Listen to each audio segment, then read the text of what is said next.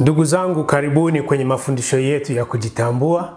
Jina langu Aaron Majaliwa Machinda. Nimekuja na sehemu ya pili ya mchakato wa kujitambua. Kumbuka sehemu ya kwanza tuliongelea mambo manne yaliyo kwenye mchakato wa kujitambua. Na kwenye hii sehemu ya pili sasa tunaongelea mambo 7 ambayo yako kwenye mchakato wa kujitambua. Kumbuka kujitambua ni mchakato endelevu, na bado tunapoendelea kuchambua neno moja kwa nyingine tunapata fursa ya kuelewa zaidi ni njia gani tunayotakiwa kuifuata ili tuweze kuwa na ujuzi wa kutosha wa kujitambua sisi kama sisi. Jiunge pamoja nasi kwenye kipindi hiki tena, na kama hujasubscribe kwa chaneli yetu, jiunge na chaneli yetu leo ili uendelee kupokea mafundisho katika njia ya kujitambua. Na tunashukuru sana. Sikiliza kipindi hiki hadi mwisho. Usiende mbali.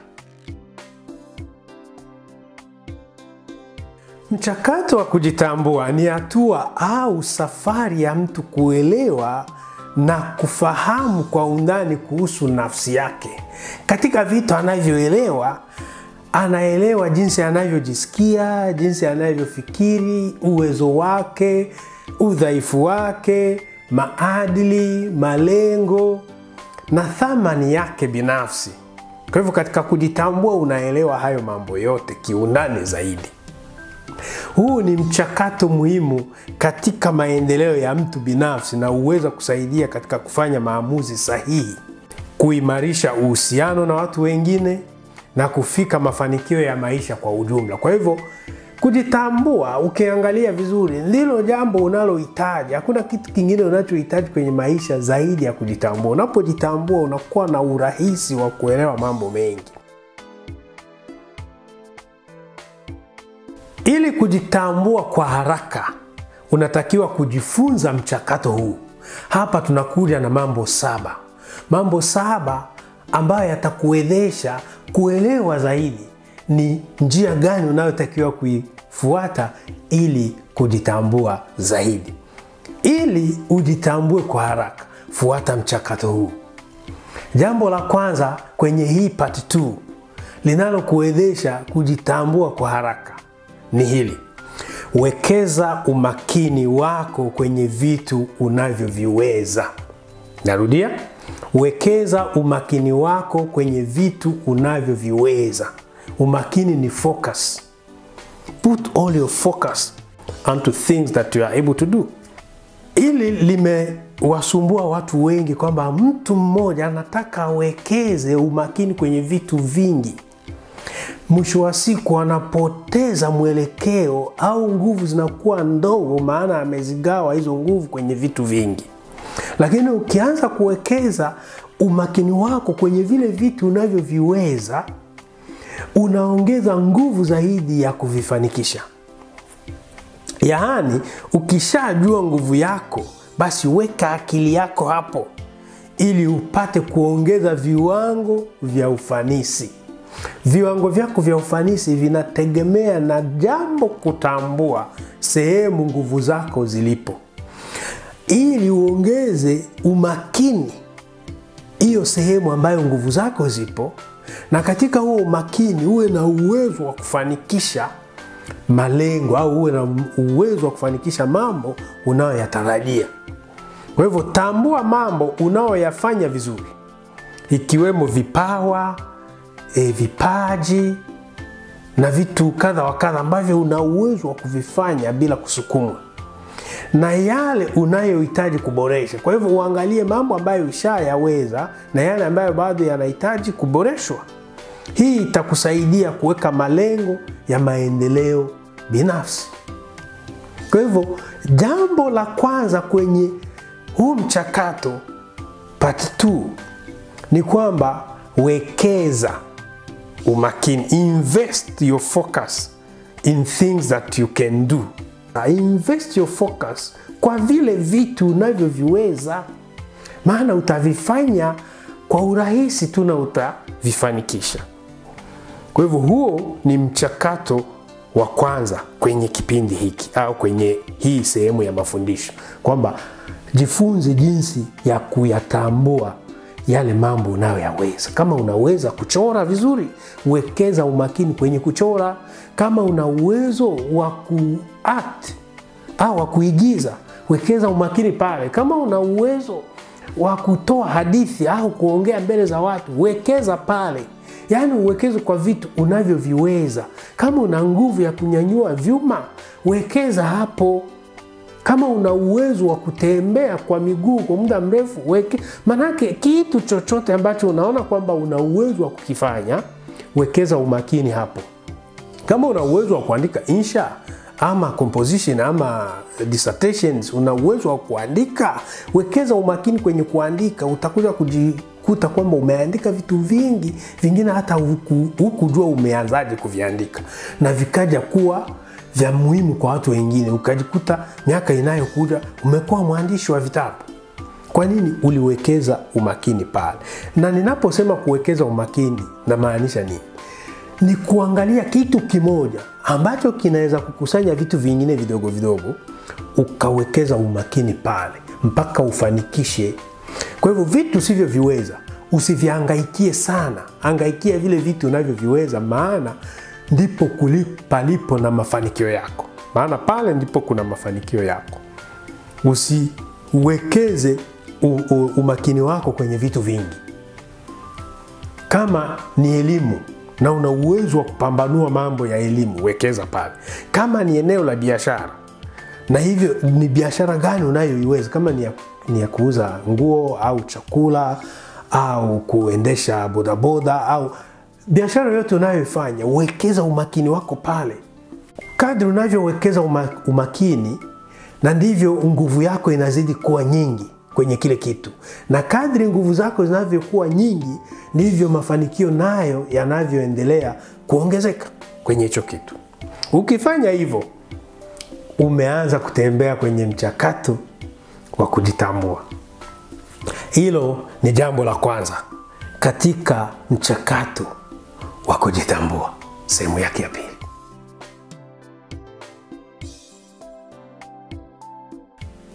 Mchakato wa pili unaokusaidia kwenye hii njia ya kujitambua ni wewe kuelewa udhaifu wako. Kwa hivyo, elewa udhaifu wako. Ninaposema elewa udhaifu wako, na maanisha nini? Katika mchakato huu lazima uwe makini kuufahamu udhaifu wako. Kwa nini kuufahamu udhaifu wako? Ili usiwe mtu wa kuwalaumu watu wengine wakati pale wanaposema kwamba hujafanya vizuri kwenye jambo fulani. Unajua watu watakuja waanze kukulaumu kwamba hili jambo na lile jambo hujafanya vizuri, ndugu yangu, hapa umechemsha. Sasa wewe unaanza kukasirika. Kwa nini unakasirika? Ni kwa sababu haujitambui. Lakini kwenye hii pointi ya pili, elewa udhaifu wako. Ukishaanza kupambanua udhaifu wako na watu wanakuongelea vibaya kuhusiana na udhaifu wako, hautaumia.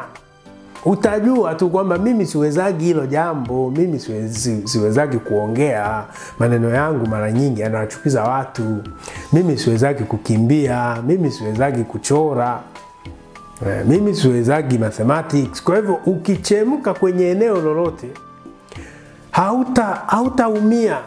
Hata ukiletewa mrejesho wa aina gani, hautaumia. Kwa sababu gani? Umeanza kuelewa udhaifu wako. Udhaifu wako unauelewaje? Unauelewa katika njia ya kujitafakari, ile tulisema kwenye mafundisho haya sehemu ya kwanza. Kwa hivyo unapojitafakari, unapoweka daftari la maelezo ya kujua reaction zako, reaction and actions, utaanza kupata mwelekeo wa jinsi unavyotakiwa kureact kila mara unapoletewa maneno ambayo hayafurahishi. Kwa hivyo kuelewa udhaifu wako ni kwa sababu tu moja, kwamba ili usiwe mwepesi wa kukasirika wakati watu wanakuongelea vibaya kuhusiana na jambo fulani. Ili usiwe mwepesi wa kukasirika unapopewa 0 kwenye mtihani. Ili usiwe mwepesi wa kukasirika ukifutwa kazi. Maana unafikia kufutwa kazi kwa sababu ya udhaifu uliouonyesha kazini. Usipoutambua udhaifu wako, utaanza kumlaumu bosi. Lakini kabisa makosa yalikuwa ya kwako, maana wewe ulianza kufanya vitu visivyohitajika pale kazini, vikapelekea bosi kuamua kukuondoa na kuleta mtu mwingine. Udhaifu wako ukishaujua, ndipo utaanza kupata nguvu. Pale ndipo utaanza kupata nguvu ya kuendelea. Kwa hivyo kuna nguvu katika udhaifu. Na hiyo nguvu unaipataje? Kadri unavyoelekea kwenye mchakato wa kujitambua. Ukishajua mimi siwezagi hiki. Hata ukichokoza mtu kama mnataka kupigana na unajua kabisa huyu ana nguvu kuliko za kwangu. Ukishajitambua hivyo, utaepuka kupigana na huyo mtu, kwa sababu mwisho wa siku atakupiga mieleka, utaumia. Kwa hivyo unapoanza kujitambua, unaanza kuuelewa udhaifu. Unaanza kuvitaja vitu kabisa vilivyo na udhaifu, vitu usivyoviweza. Na huu mchakato haufanyi na watu, unaufanya mwenyewe. Unakuwa mwenyewe tu ukiangalia. Watu wengine sio lazima ufanye na mke wako au na mume wako. Ni mchakato wa kuufanya wewe mwenyewe. Unatathmini madhaifu yako, unatathmini mambo usiyoyaweza. Kumbuka hapo mbele nikuambia uwekeze umakini wako kwenye vitu unavyoviweza. Sasa ukishaweka attention yote kule, lazima pia uangalie nyuma ili uone ni yapi mengine usiyoyafanikisha. Na kama hili na lile halikufanikiwa, chanzo ni nini? Utajua kwamba chanzo ni udhaifu ulionao katika njia ya kusoma. Pengine haukuchukua muda wa kusoma wa kutosha. Na ni kwa sababu wewe sio mzoefu wa kusoma. Wewe unaweza tu kupeleka TikTok haraka tu kuwatch, lakini kusoma vitabu huwezi. Katika huu mchakato wa pili ambao tunasema elewa udhaifu wako, malengo kubwa hapa ni kwamba uwe na uwezo wa kuepuka lawama, au uwe na uwezo wa kukubali lawama zinazotokana na udhaifu wako. Manake uwe tayari kupokea zile lawama, maana unajua zinatokana na udhaifu wako.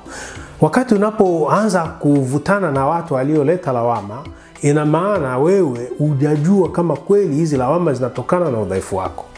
Kwa hivyo chukua muda wa kuelewa udhaifu wako, ili usiwe mtu wa kuwalaumu watu wengine pale wanaposema kwamba hujafanya vizuri jambo fulani, au pale wanapokukosoa kwenye jambo fulani. Kama hujui kucheza gitaa vizuri, au hujui kudance vizuri, au hujui kurukaruka, kuimba na sauti ya juu, halafu anakuambia hapa hujafanya vizuri, hautalaumu, maana unajua udhaifu wako sehemu ulipo.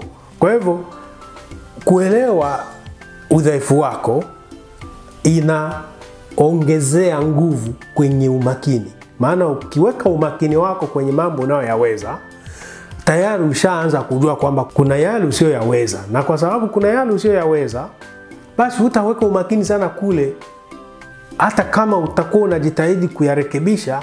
Lakini watu watakapolalama kwa ajili ya yale madhaifu, hautaona kwamba ni kitu kigeni. Mtu akikwambia wewe una hasira za haraka bwana, wewe vipi? Hautakwazika, maana unajua ni kweli unakuwaga na hasira za haraka. Ndio hivyo. Huo ni mchakato wa pili utakao kusaidia kwenye hii safari ya kujitambua.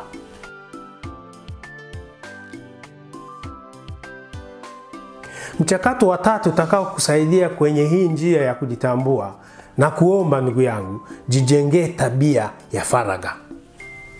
Jijengee tabia ya faragha, yaani loneliness. Uwe na alone time, uwe na muda wa wewe mwenyewe. Ujaribu kujijengea tabia ya kuwa na muda wa wewe mwenyewe.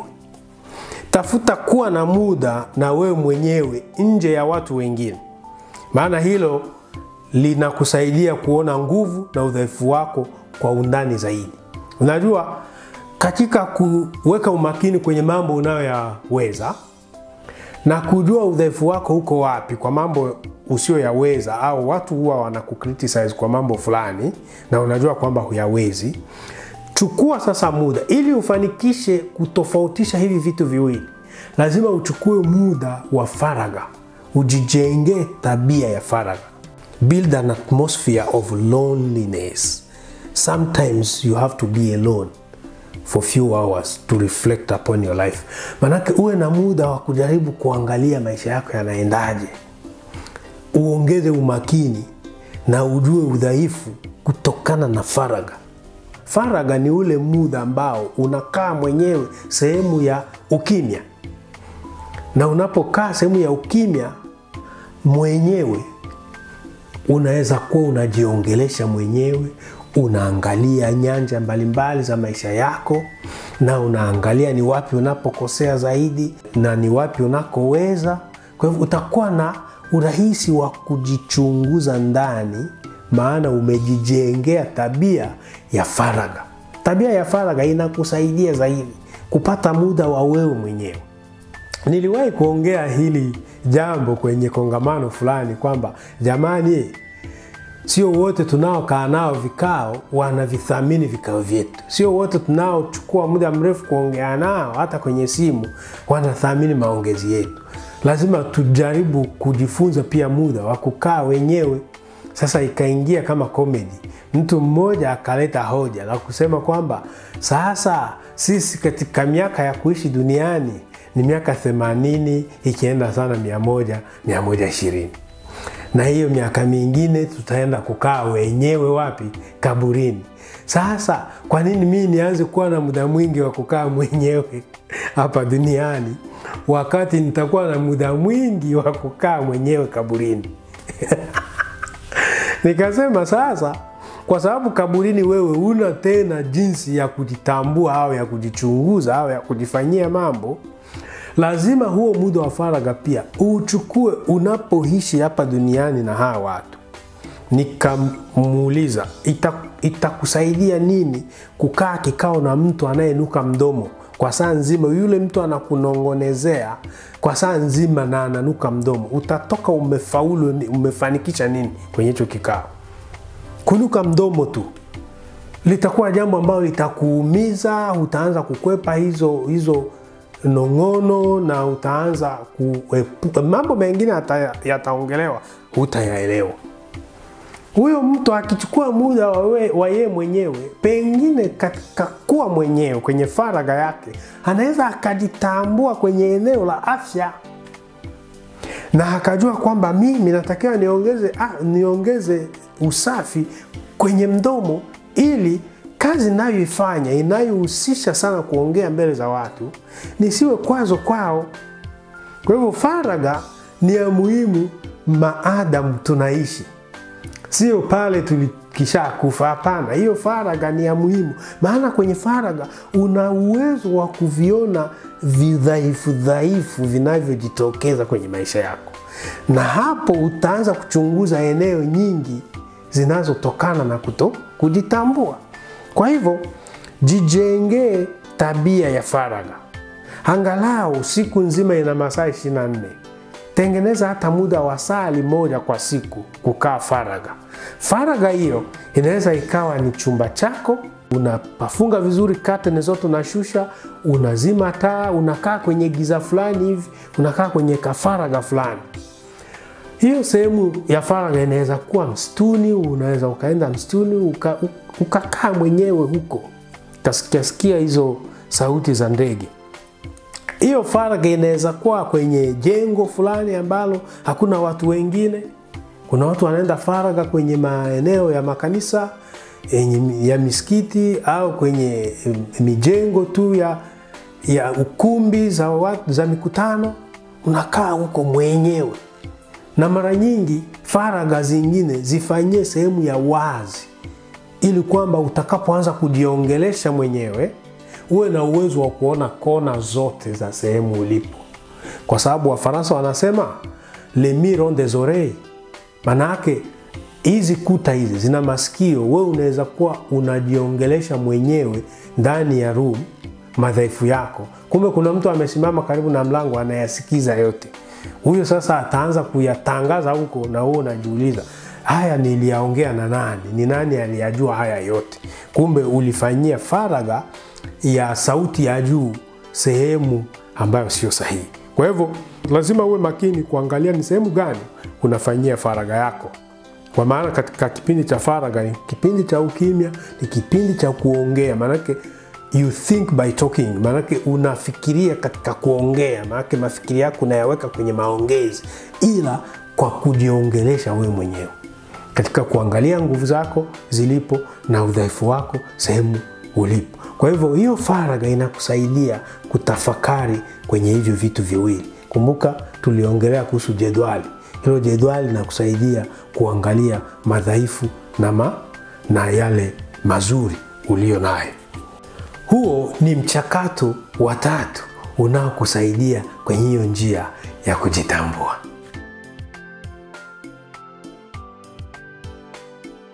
Jambo la 4 kwenye mchakato wa kujitambua ni kujijengea tabia ya kukaa kimya kwenye mikutano. Jijengee tabia ya kukaa kimya kwenye mikutano. Kwa nini ujijengee hiyo tabia ya kukaa kimya? Ili uone kama una mchango kwenye jamii, lazima uchukue muda wa kunyamaza watu wengine wanapoongea.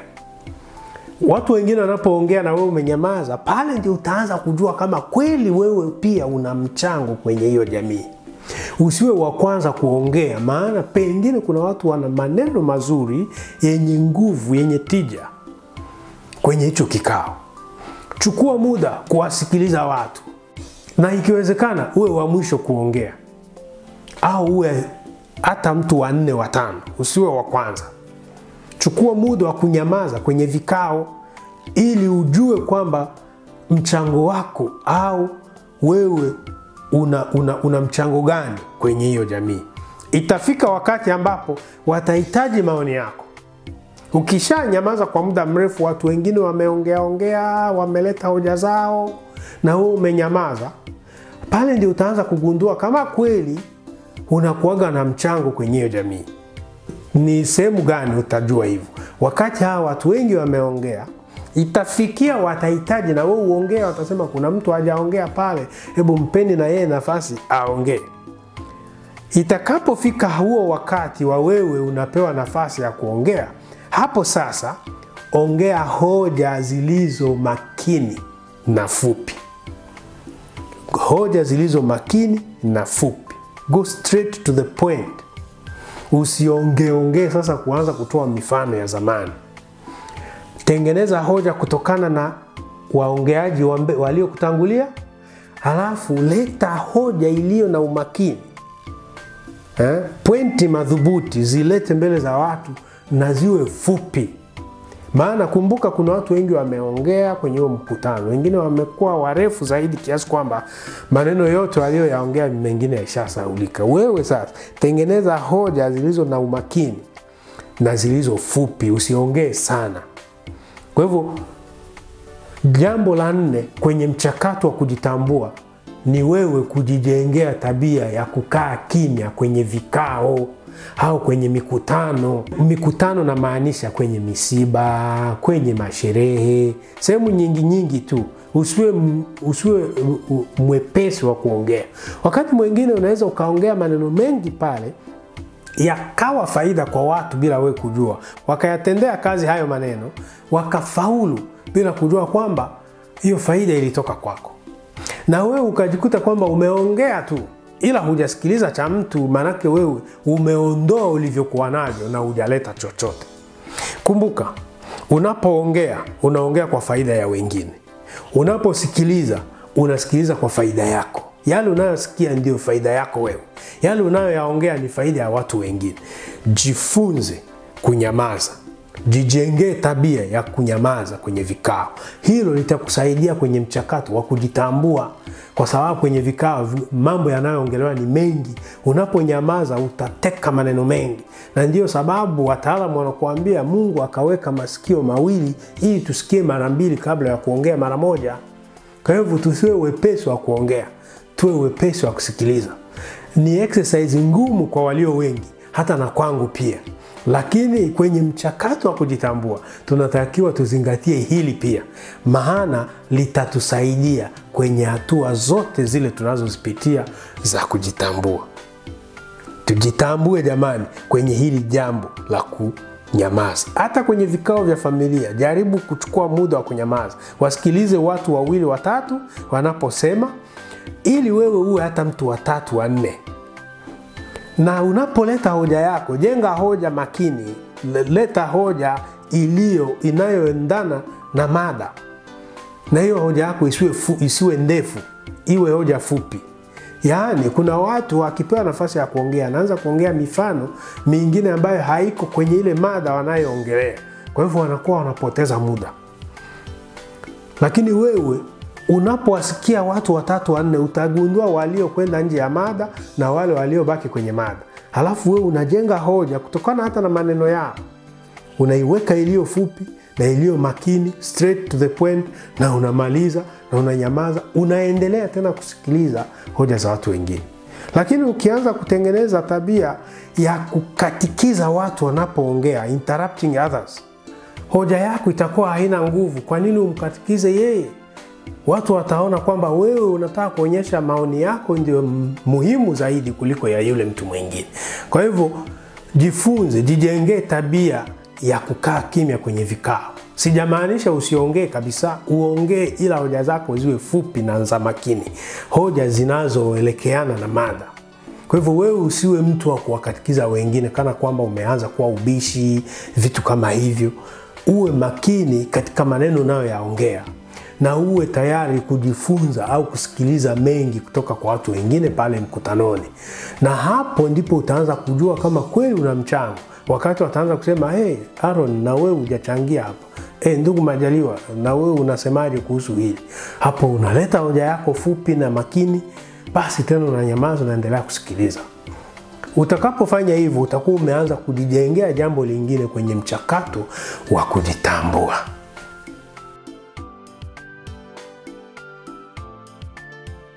Jambo la 5 kwenye mchakato wa kujitambua ni wewe utafakari matendo yako. Tafakari matendo yako. Ili kuendelea kwenye mchakato wa kujitambua, lazima uwe tayari kutazama au kuyatafakari matendo yako. Kutafakari matendo yako kutakusaidia sana kuelewa njia unayoiendea kwenye maisha. Jiangalie kwa kina jinsi unavyotenda katika hali tofauti, na jinsi matendo yako yanaweza kuwaathiri watu wengine. Jiangalie, jitafakari, tafakari matendo yako, jinsi unavyotenda, au how do you act and react na maneno yako au matendo yako, jinsi yanavyowaathiri watu wengine. Do you bring a positive impact to their lives ama kuwa destroy kabisa? Lazima uwe tayari kutafakari matendo yako. Maana katika kutafakari matendo yako ni yale mambo unayoyafanya. Unaangalia kweli kama haya ninayoyafanya yanawafurahisha watu, yanawaathiri kivipi. Ukiwa na uwezo huo wa kujiangalia matendo yako, utakuwa umeanza kufanya hatua ya 5 kwenye mchakato wa kujitambua. Je, matendo yako yanaweza kuigwa na watu wengine? Lazima ujiulize hiyo swali. Kila mara unapofanya jambo, unapofanya matendo, je, matendo yako tayari kuigwa na watu wengine? Au watu wanapoyaona matendo yako wanakinai kabisa, hata hawataki kukusogelea?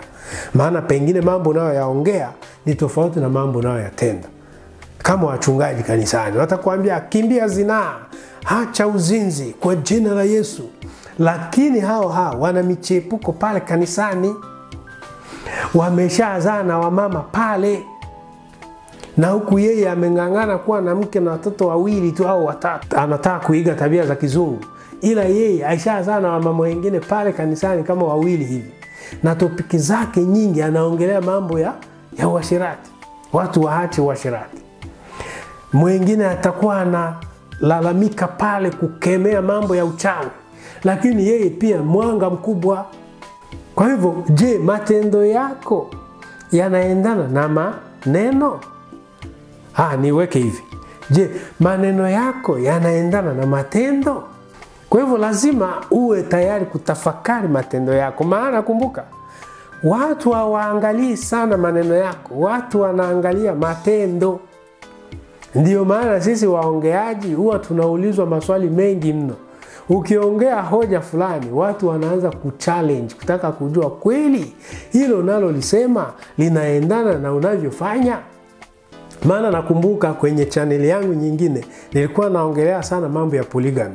Naambia watu kwamba tusiwanyanyapae wale wanaooa wake wengi, maana kuoa wake wengi ni asili, na hiyo asili ni ya kibiblia, na kibiblia yaani ya mababu zetu.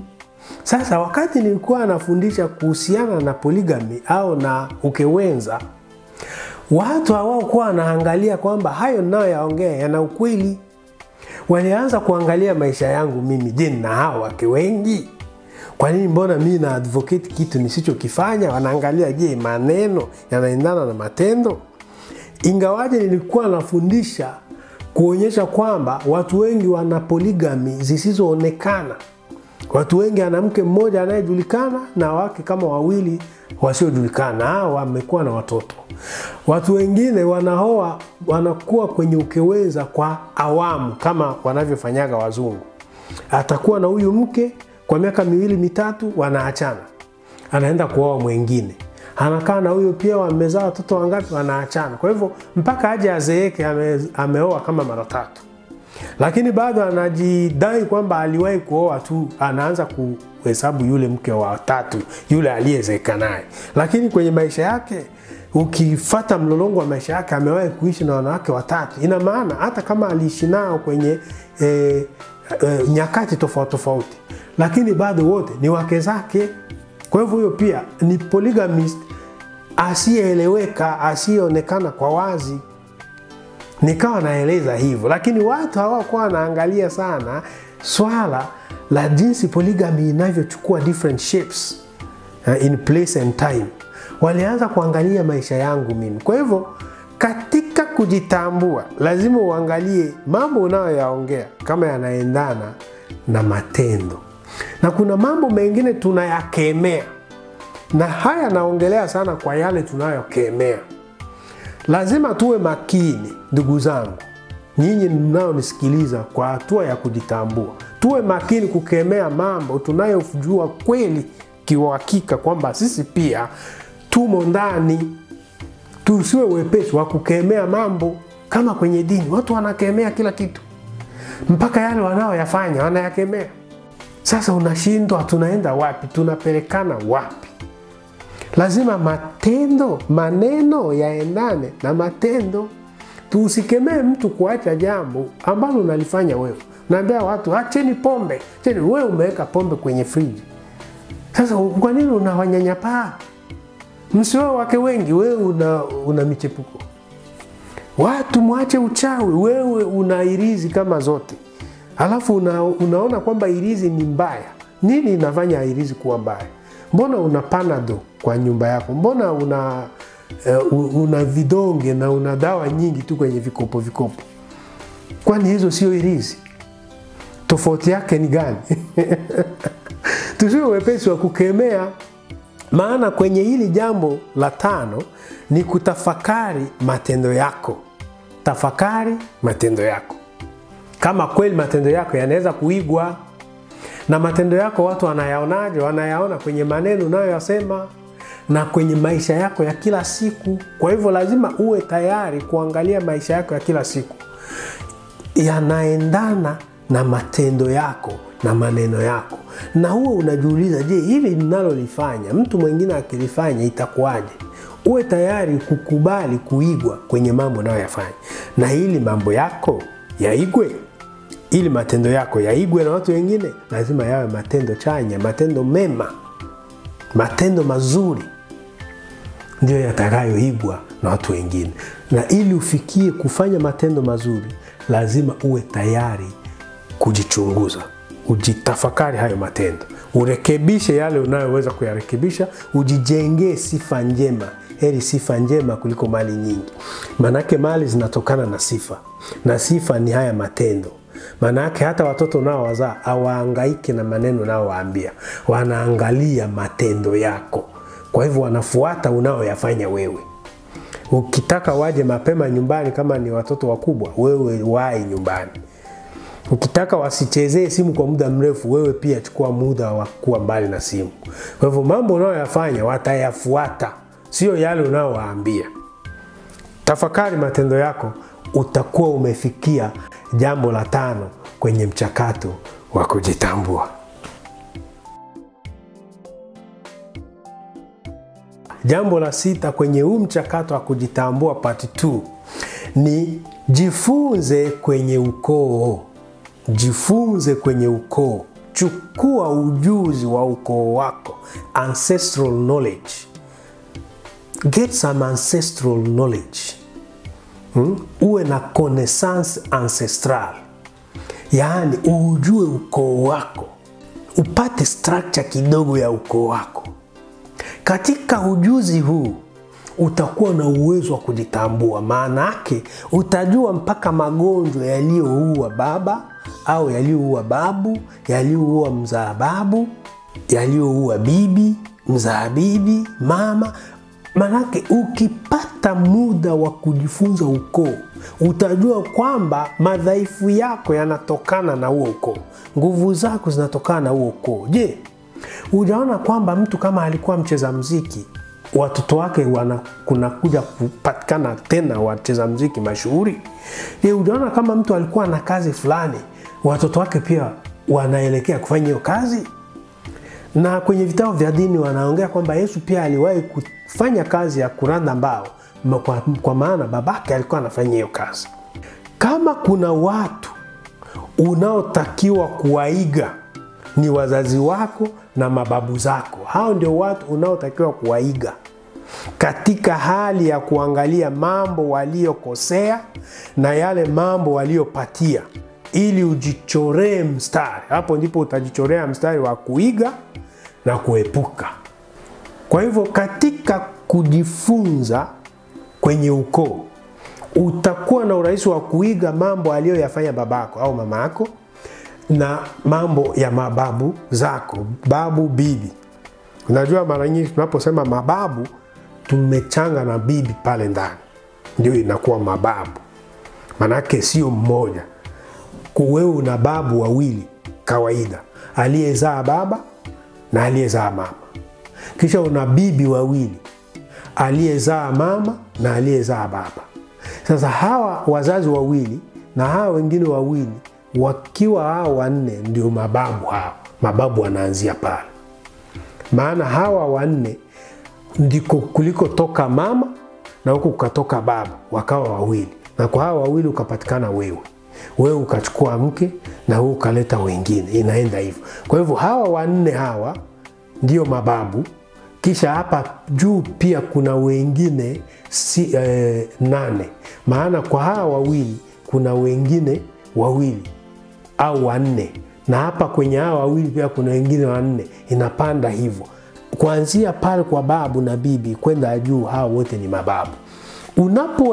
Unapoanza kujifunza ukoo wenu vizuri, utajua mpaka majina yao, utajua maana ya majina, maana ya mito, maana ya sherehe, maana ya simulizi, maana ya tafakari, maana ya vitendawili, maana ya misemo, maana ya methali na mengine mengi. Utayajua pale kwa sababu umechukua muda wa kujifunza. Na pale ndipo utaanza kuangalia jambo la kuiga. Sio hata kuiga tu, kuongeza nguvu. Kama babako alikuwa na uwezo wa kufanya jambo fulani, wewe unalifanya kwa ubora zaidi. Kwa sababu gani? Unajua kwamba baba alikuwa na huu uwezo. Wewe utakapoingia kwenye hiyo nyanja ya babako, sio umebeba damu yake, utalifanya vizuri zaidi. Ndio maana unakuta watu wengine wamekuja kuwa mashuhuri kisa wamezaliwa kwenye ukoo wa jamaa fulani. Kwenye hilo jina la baba aliyefanya hiki na kile, yeye pia anapitia hapo. Si mmeona watu wengi waliozaliwa na baba zao wakawa maraisi, wao pia wamefikia kuwa maraisi. Wengine wamezaliwa na baba zao waliokuwa wafanyabiashara, wao pia wameingia kwenye biashara, wamefaulu. Wale baba zao walikuwa wanamuziki, au tuseme na mama zao, wao pia wameingia kwenye muziki, wamefaulu. Na ninakwambiaje, yule mtoto anayekuja kuendeleza fani ya baba anafaulu maradufu. Maana yeye anabeba sifa mbili, sifa ya kwake na sifa ya mzazi. Kwa hivyo katika kujifunza ukoo, pale ndipo tunachukua mstari wa kujua walioyakosea na walioyafanya mazuri. Lakini dini inatupofusha kuanza kutupilia ukoo mbali na kusema damu ya Yesu. Oh, Allah Akbar. Hapana. Hakuna hivyo vya mbali bila hivi vya hapa karibu. Lazima ujifunze kutokana na hawa ulioachana nao kwenye jinsi ya mwili miaka 50 hapa nyuma, ili upate picha ya ulikotoka. Na pale utakuwa umeingia jambo la 6 kwenye mchakato namba 2 wa kujitambua. Utaanza kuelewa wewe ni nani na unatoka wapi na unaenda wapi. Na utaweza kuchora huo mstari wa kuiga au kuepuka. Utajua babu yangu alikuwa anakula sana hiki, ndiko kilichomletea mauti. Alikuwa anaongea haya maneno, ndiyo alikuwa anamletea chuki. Utaanza kuepuka mambo fulani. Kuna mzee wetu mmoja alifariki, alikuwa anakula vyakula vya mafuta sana. Alikuwa anaweka mafuta mengi mno. Alikufa na miaka 58 hapo hivyo. Alikuwa anaweka mafuta mengi kwenye chakula chake. Watu walijaribu kumshauri, hakukubali. Akipikiwa chakula kama mafuta hayatoshi, anaitisha mafuta mengine ambayo hajapikwa, anaongeza pale ndani. Matokeo yake alianza kuwa mtu wa mwili mkubwa, akaanza kushindwa kutembea, akadevelop magonjwa mengi mpaka umauti ulipompata. Kwa hivyo huyo akiwa yuko kwenye ukoo wako na umesimuliwa habari zake, jifunze vizuri ili uangalie ni nini unaweza kujifunza kwake cha kuiga na cha kuepuka. Na kuna mzee mwingine, yeye alikuwa anafanya mazoezi sana. Amekufa na miaka 93, 93 years. Alikuwa mzee wa mazoezi. Aliacha kula mafuta akiwa na miaka 30. Akaacha kula chakula chochote kilichowekwa mafuta ndani. Akapunguza kunywa maji. Akawa anatumia pombe kidogo na maji kidogo na mazoezi mengi na chakula kidogo. Akawa mwembamba ila akawa na nguvu nyingi. Unajua kama ujala sana unakuwa na nguvu. Ukila umeshiba nguvu inapungua. Watu hawajuagi hivyo. Watu wanajua kwamba akila ndio anaenda kuongeza nguvu. Hapana. Uwezo wa mwili unapunguza kasi ya digest chakula.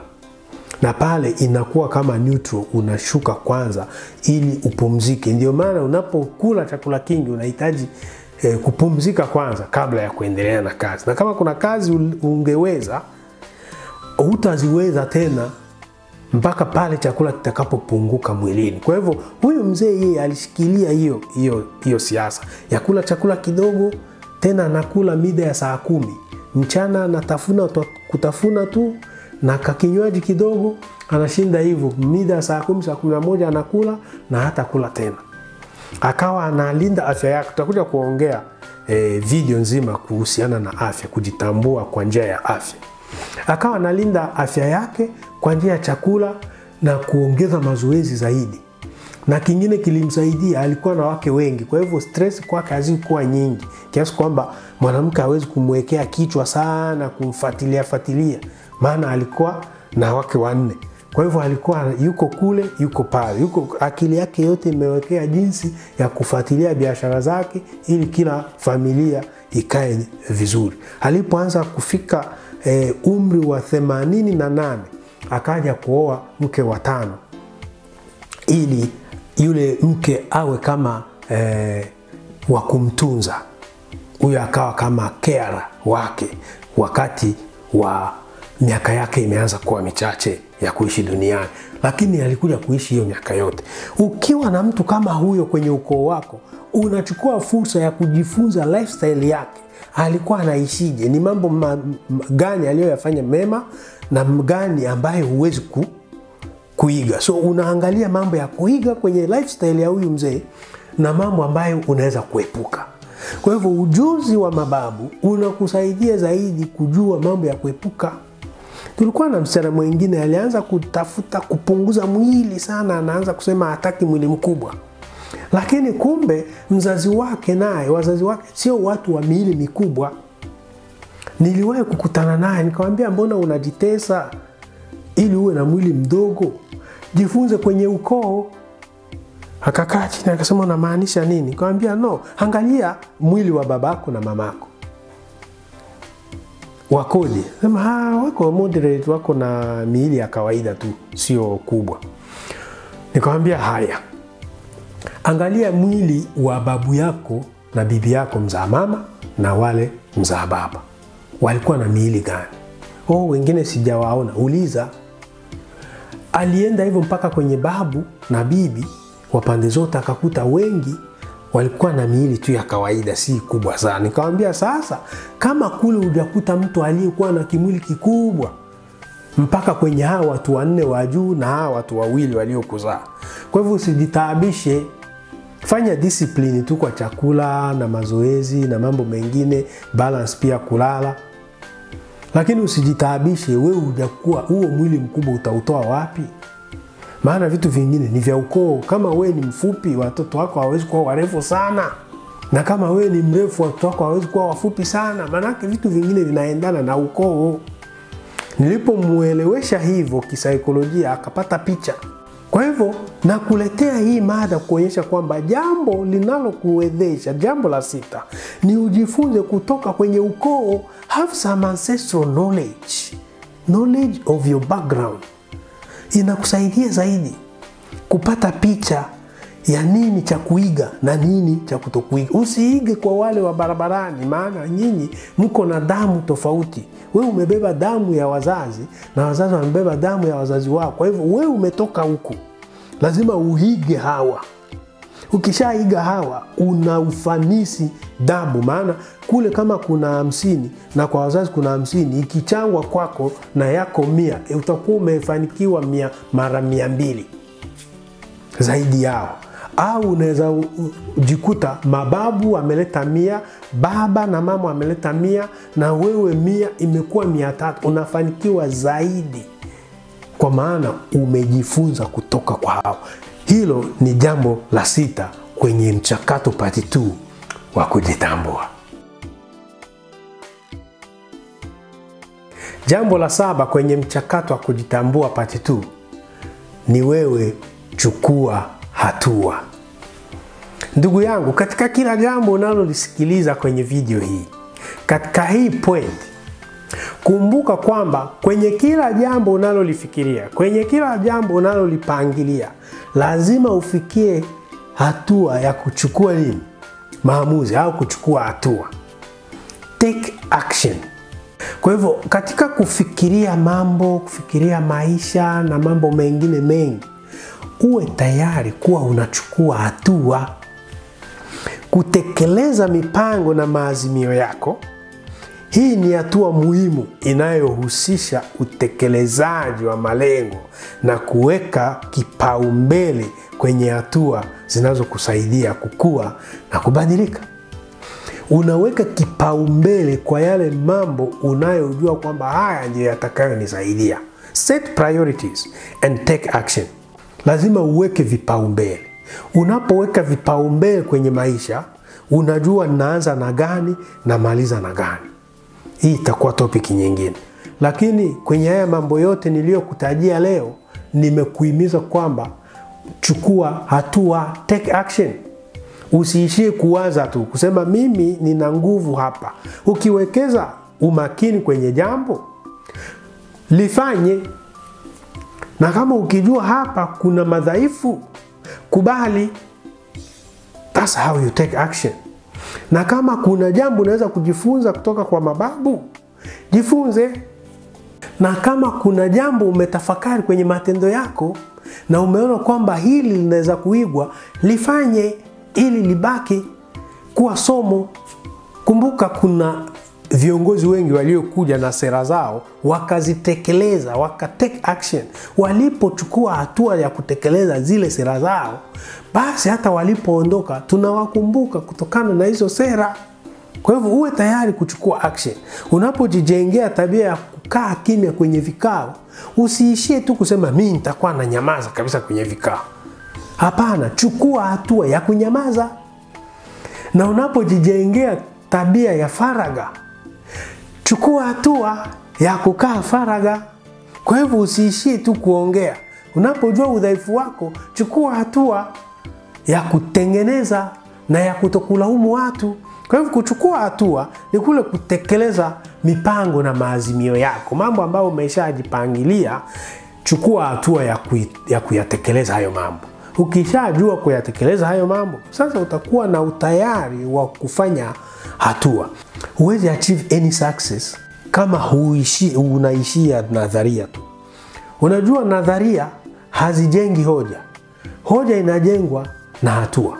Kwa hivyo mtu anayetengeneza nadharia 10 na mwingine amechukua hatua moja, aliyechukua hatua moja anafanikiwa zaidi ya wewe uliyetengeneza nadharia 10.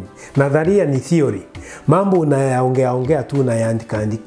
Na mwingine ameandika lakini ametekeleza moja ya yale aliyoyaandika. Yeye amefaulu kuliko wewe. Kwa hivyo katika mambo yanayokuwezesha kwenye mchakato wa kujitambua ni kuchukua hatua. Kila jambo unaloliona kwamba hili jambo linaweza kuleta mafanikio, lifanyie hatua. Kila jambo unaloliona hili linaweza kukera watu, lifanyie hatua. Lile unaloona kwamba hili litakuja kuwa gumzo kwenye jamii, lifanyie hatua. Ukitengeneza wimbo, upeleke studio. Ukishaurekodi, upeleke watu wasikie. Ukinunua nguo, ivae. Ukipika chakula, kula. Ukishakula, piga mswaki. Ukipatwa na joto, oga. Ukishaoga, jipake mafuta. Yaani kwenye kila kitu unachokiwaza kukifanya, fikia hatua. Unapofika kwenye hatua au kwenye kuchukua hatua, mafanikio yako kwenye mchakato wa kujitambua yanakuwa dhahiri, yanakuwa wazi kabisa. Maana hakuna kitu kitakacho kuepuka kama wewe ni mtu unayechukua hatua. Watu wengi, akiwemo na mimi pia, tunashindwa kufikia kuchukua hatua. Maana kila mara tunagairisha mambo. Tunasema tutayafanya kesho, tutayafanya kesho. Na kadri tunavyogairisha, na ndivyo yanavyochelewa kufanikiwa. Na hakuna mtu atakayejua kwamba wewe ulikuwa unapangilia hiki wakati huku kitekeleza. Lazima ukitekeleze.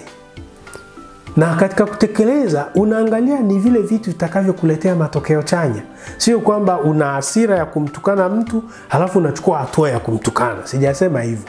Maana yake matokeo yake yatakuwa hasi na yatakuletea madhara huko mbele. Kwa hivyo hatua unazotakiwa kuchukua ni zile hatua zinazokuletea mafanikio, hatua chanya zilizo na ufanisi kwenye mchakato wa kujitambua. Zaidi ya hapo, utakuwa tu umejaa nadharia, unapangilia mambo.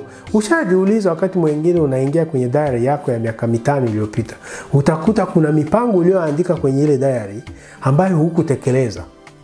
Na mpaka leo hakuna anayejua kama ulikuwa umepangilia hiyo mipango.